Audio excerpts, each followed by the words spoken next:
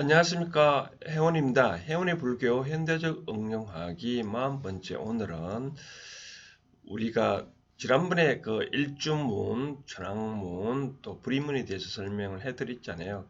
그 다음 이제 불의문 다음에 이제 본당이라고 있는데, 본당이 뭐냐면 이제 부처님 모신 곳이 있는데, 이 부처님 모신 곳도 이름이 또 이 가지가지입니다. 그래서 오늘은 그에 대해서 의미를 한번 살펴보도록 하겠습니다.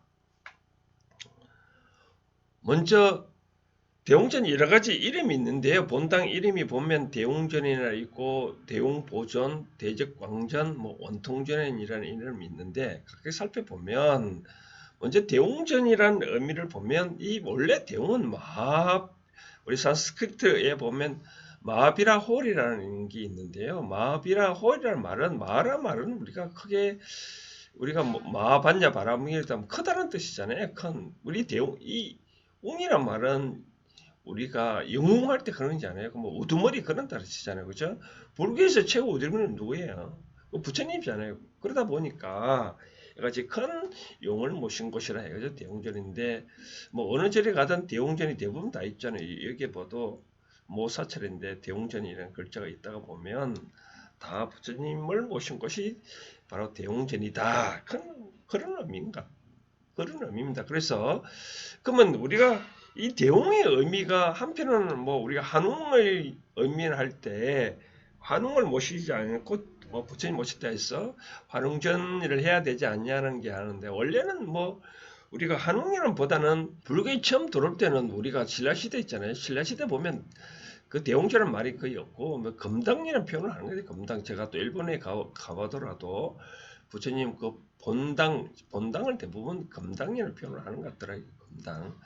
그렇기 때문에 뭐 한웅이니 한웅을 대신하는 의미다. 그런 것보다는 아니다. 큰 우두머리, 즉 우리가 불교에서는 큰 주인이죠, 그렇죠? 그런 의미에서 대웅전이라고 생각하면 될 것 같아요.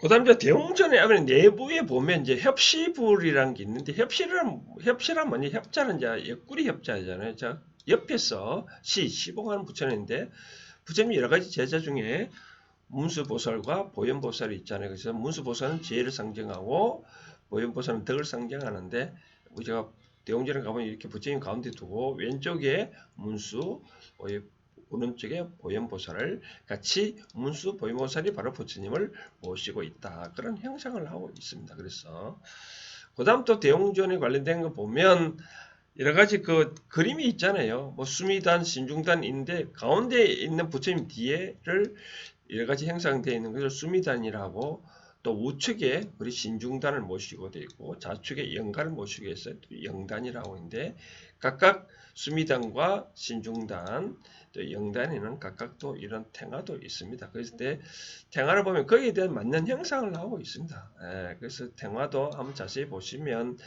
굳이 영단에 있는 탱화는 거기 우리가 그런 말 했잖아요. 그 어떤 지옥 세계를 나타내는 목관련이 어머니가 지옥 세계에 빠져가서 목관련이 이러한 기도로 백중날 스님들을 어떤 모셨다 해가지고 그런 형상을 나타내는 게 바로 영단에 있는 태양입니다. 그래서 자세가 보시면 될 것 같고요.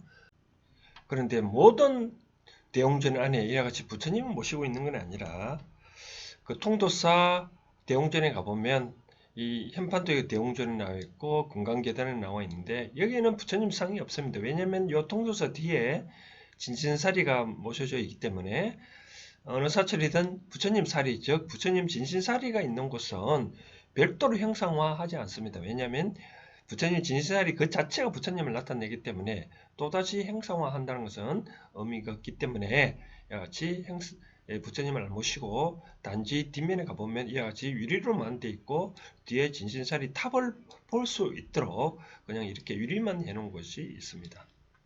대웅전이라는 표현을 안 하고 대웅보전이라는 말을 쓰기도 하는데 대웅보전은 협시불로 아미타불과 약사열의 부처님을 모신 것을 대웅보전이라 합니다. 사진을 보면 이렇게 대웅보전이란 하고 있는 사찰이 있습니다. 그 다음 이제 대적광전인데요. 대적광전은 뭐냐면 이런 말을 의미합니다. 원래 대적광전을 보면 비로자나 부처님을 의미하는데 우리가 환경을 대방광불 환경이라 표시를 하잖아요. 그래서 환경의 이례장 세계, 인화의 세계를 의미하는 큰 정적의 세계다 해서 대적광전을 이런 의미를 하고, 또 환경 그 자체를 의미를 하기 위해서 또 화엄전이라고, 또 비로자나 부처님 그 비로자나 물 그 자체를 표현하기 위해서 또 비로전이라는 표현을 하는데, 원래 비로자라는 말은 우리가 이제 바이로 채널 이런 말 들어봤잖아요. 바이로 채널을 우리가 업력을 하다 보니까 이제 비로라는 말을 표시를 된 것 같아요. 원래 이 비로자라는 말은 뭐냐 하면 불교에서 삼신불 사상이 있잖아요. 법신불, 보신불, 화신불이 있는데, 법신불은 말은 부처님이 말씀하신 그 진리, 그 자체를 의미하는 부처님을 뜻이라고요. 보신불은 이와 같이 부처님과 같이 어떤 수행을 거쳐서 깨달음을 몸으로 어떤 깨달음을 얻은 부처님을 바로 보신불이라고, 화신불은 바로 우리 중생은 여러 가지 아픔이 많잖아요. 그렇죠? 그래서 부처님이 여러 가지 각각의 형상으로도 중생이 아픈 대로 약살이라는 여러 가지 모습을 나타낸다 해가지고 화신불이는데, 이같이 삼신불 사상의 입장에서 나눠봤을 때 비로자불 부처님은 바로같이 법신불, 법신 그 자체를 의미한다. 즉 깨달음, 어떤 진리의 그 자체를 의미한다고, 그런 부처님을 형상되는 것을 비로자는 하는데, 이같이 그런 것을 그런 분을 모신 것을 바로 대적광장이라 한다. 이와 같이 의미하는 것은 다 불교의 환경에 여러 가지 종파가 많잖아요. 불교, 조계종, 여러 가지 화엄종인데, 옛날부터 화엄사상을 기본으로 하는 전들은 대부분 대적광전 이렇게 하고 있다. 한번 더 사진을 보면 대적광전을 해놨잖아요. 그렇죠? 대적광전 이렇게 표시해놨고, 또 비로선을 보면 이런 식으로 되어 있습니다. 이와 같이 법신불, 즉 부처님이 진리세계를 의미하는 그런 것을 의미하는 비로자나 불을 모신 걸 여러 가지 비로전을 이렇게 본당을 모시고 있는 사찰도 있습니다. 그다음 이제 우리가 이 원통전이라는 말이 있는데, 원통전이라는 말은 두루두루 잘 듣는다 그런 의미인데, 두루두루 잘 듣는다는 말이 생각나는 부처님 생각나십니까? 보살님이 바로 관세음 보살이잖아요. 그렇죠? 그래서 관세음보살을 관세음은 뭐 세상에 어떤 소리를 관한다, 보고 관세음 보고 언제든지 나타난다 해서 관세음보살하는데, 이같이 관세음보살을 주불로 모신 보살을 원통전이랍니다. 현판을 보면 이렇게 나와 있습니다. 원통전 이렇게, 이 원통전이라 하는 절은 바로 관세음 석가님보다는 중생의 아픔을 나타내기 위해서 관세음보살을 모신 곳이다 라고 보면 됩니다. 이와 같이 우리가 절에 가보면 이제 세 개의 문 지나서 이제 본당, 내가 어떤 것을 모실까 해가지고 여러 가지 대웅전, 대웅보전, 화엄전, 비로전, 대적광전, 원통전 이렇게 하고 있는데, 이와 같은 것들은 우리 한국 사람들이 남들의 성격인 것 같아요. 뭐든지 이름을 지어야 된다라든지, 또 우리 사람과를 만나면 서열을 중심에 하잖아요. 최근 누가 형인지 동생인지 알고, 그 다음부터 우리가 여러 가지 행동을 하듯이, 우리 사람들은 모두, 우리 또 한국 사람뿐만 아니라 세계 각지의 사람들은 각자 이름을 붙이는 걸 좋아하는 것 같아요.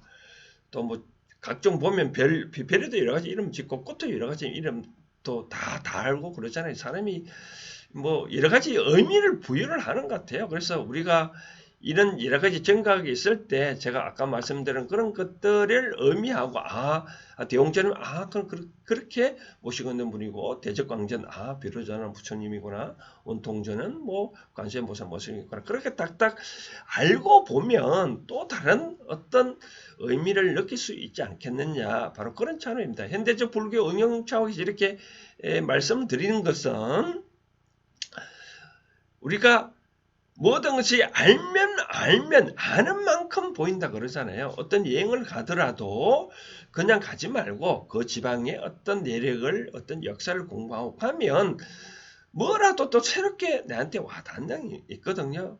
그래서 이제는 제가 이렇게 짤막하게 얘기를 했지만, 이런 것도 의미도 한번 살펴보고, 다음에는 또 어떤 절에 가면 절에 관련된 어떤 관광지를 가더라도 미리 또 공부를 하고 가면 거기에 대한 역대 우리 조사님들이나 어떤 스님들의 어떤 조상님들의 그 을을 받을 수 있다거든요.